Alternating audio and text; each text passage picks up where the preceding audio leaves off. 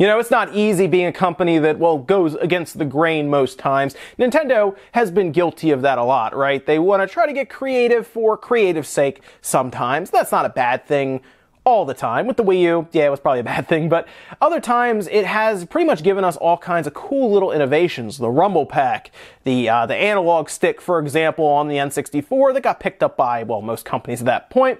And then, of course, the Wii Motion, the entire motion thing with the Wii that really took off and really had other companies scramble to try to do similar things to capture that casual audience. But even internally, it can be kind of tough when, well, some people that you really rely on don't believe in the idea you're going along with. And that actually happened here with the Pokemon CEO not believing in the Switch, even to go as far as to say, I think this thing's gonna fail. This was from the Pokemon CEO, none other than Mr. Ishihara, talking to Bloomberg, saying, I told Nintendo that Switch wouldn't be a success before it went on sale because I thought that in the age of the smartphone, no one would carry around a game console. It's obvious I was wrong. He goes on to further explain where he kind of was tripped up and where he messed up, saying, I came to realize the key to a successful game is quite simple. Software with absolute quality leads sales of hardware. Playing style can be flexible if the software is attractive enough. And I think we say this most times, right? Hardware needs good software. It needs good first-party lineups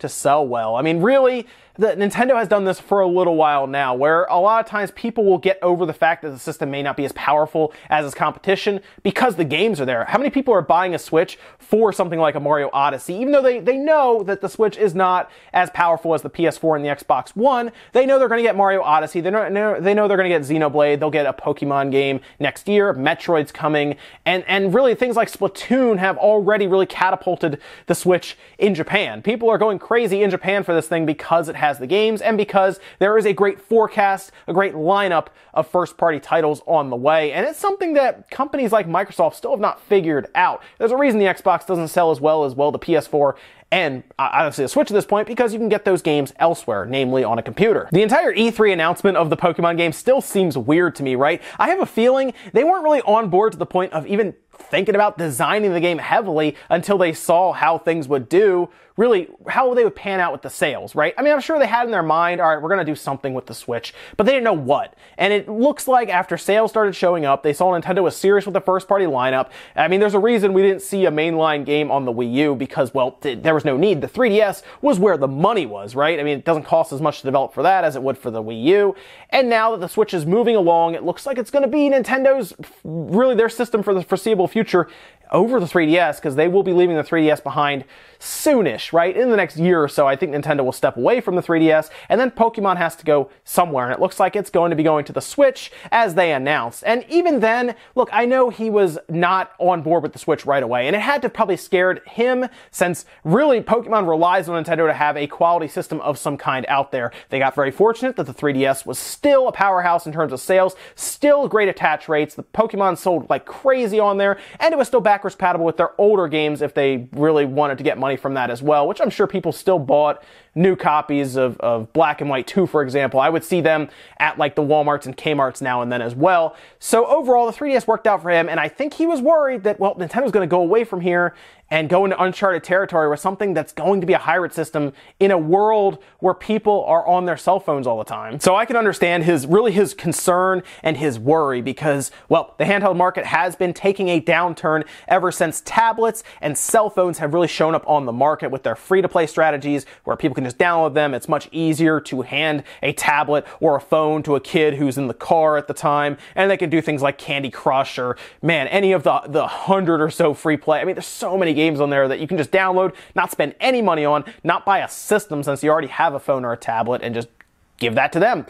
It's tough. It really is. A lot of casual fans have just gone to that instead, and it shows with the cell phone market being really exploding, and everybody wants to get on board. I have a feeling even the Pokemon CEO himself would love to put a Pokemon game on the cell phone, even if it's just like red and blue. How many copies do you think would sell on the phone if it showed up on the marketplace for like 10, 15 bucks for Pokemon Red or Blue, and it had like trading functionality online?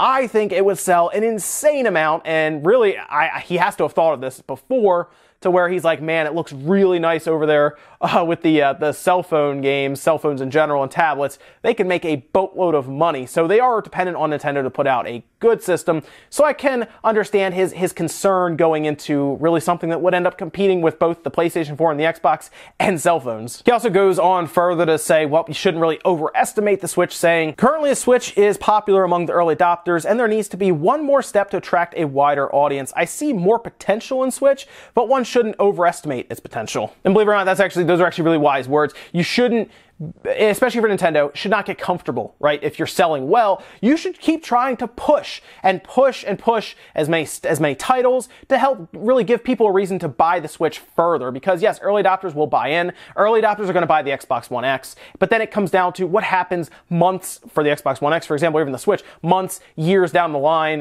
Does Nintendo fall into a complacent attitude, or do they fall into the sense of, all right, Metroid's coming, we have to look at all of our other titles, we need another Mario game, Pokemon's coming, and really just work on their library, start to pull in third parties, give people a vast library to keep going out and buying, Switch systems. That's really the reason that the PlayStation 4 has done so well. They don't take their foot off the gas. They keep putting more and more games out there and giving people a reason to buy the PlayStation. So there you go. Even CEOs are wrong about these things. It's not uncommon. Telling the future is not easy, obviously. But what are your guys' thoughts here on the Switch and the Pokemon CEO really thinking it was going to fail when it came out? It's a little odd to think, right? But hey, that's the way it goes sometimes. You're not always right. Thanks guys for watching, and I'll see you next time.